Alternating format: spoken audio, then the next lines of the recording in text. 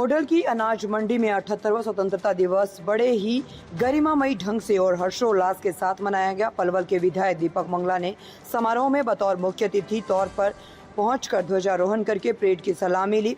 78वें स्वतंत्रता दिवस के मौके पर विधायक दीपक मंगला ने उपमंडल वासियों को 78वें स्वतंत्रता दिवस की हार्दिक बधाई एवं शुभकामनाएं देते हुए सभी ज्ञात अज्ञात अमर शहीदों व सभी महान स्वतंत्रता सेनानियों को नमन किया और अपने श्रद्धा सुमन अर्पित किए।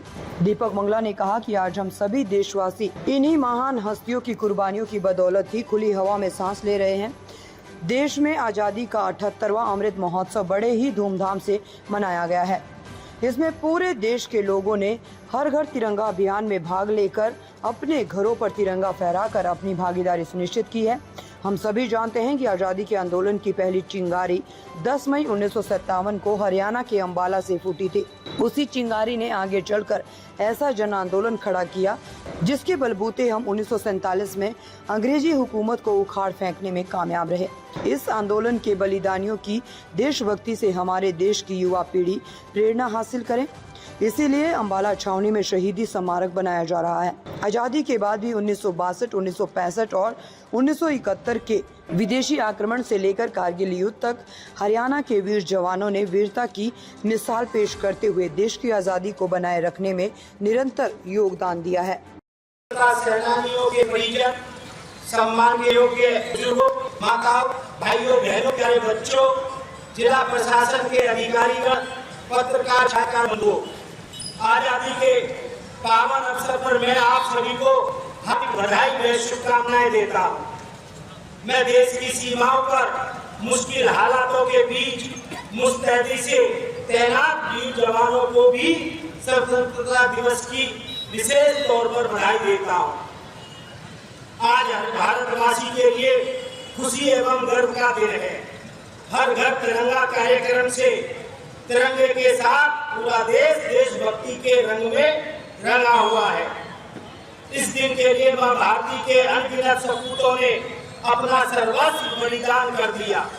इसी दिन के लिए असंख्य देशभक्तों ने कष्ट झेले और यातनाएं सही। मैं इस पावन अवसर पर आजादी की बलवेदी पर अपने प्राणों की आहुति देने वाले सभी ज्ञात अज्ञात शहीदों को नमन करता हूँ,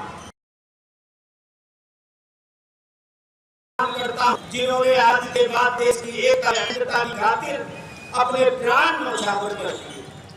उन्हीं के अनुपम बलिदान के कारण आज हम आजादी की खुली हवा में सांस ले रहे हैं। मुझे आज यहाँ ध्वजारोहण करते हुए गर्व की अनुभूति हो रही है।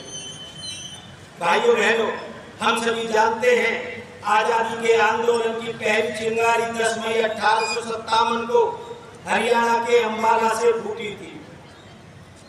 उस चिंगारी ने आगे चलकर ऐसा जन आंदोलन खड़ा किया जिसके बलबूते हम 1947 में अंग्रेजी हुकूमत को उखाड़ फेंकने में कामयाब रहे। इस आंदोलन के बलिदानियों की देशभक्ति से हमारी युवा पीढ़ी प्रेरणा हासिल करे, इसके लिए अंबाला छावनी में शहीदी स्मारक बनाया जा रहा है।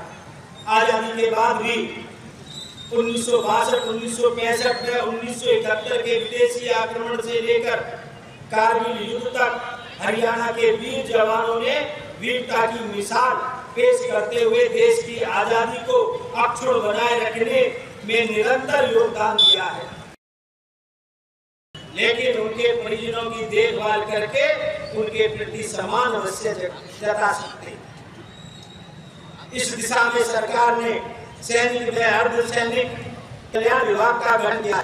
युद्ध के दौरान शहीद हुए सेना में अर्धसैनिक बल के जवानों की अनुग्रह राशि व आईडी ब्लास्ट के दौरान शहीद होने पर अनुग्रह राशि बढ़ा करके 50 लाख रुपए की गई है। अग्निवीर योजना के तहत युवाओं को नौकरियों में विशेष लाभ देने और स्वरोजगार हेतु 5 लाख रुपए तक का ऋण देने का निर्णय लिया गया है।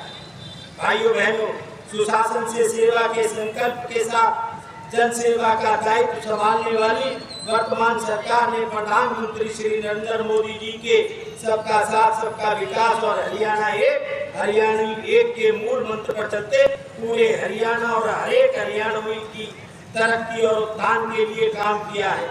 भ्रष्टाचार के प्रति जीरो टॉलरेंस की नीति अपनाते हुए सरकार ने पारदर्शी शासन दिया है।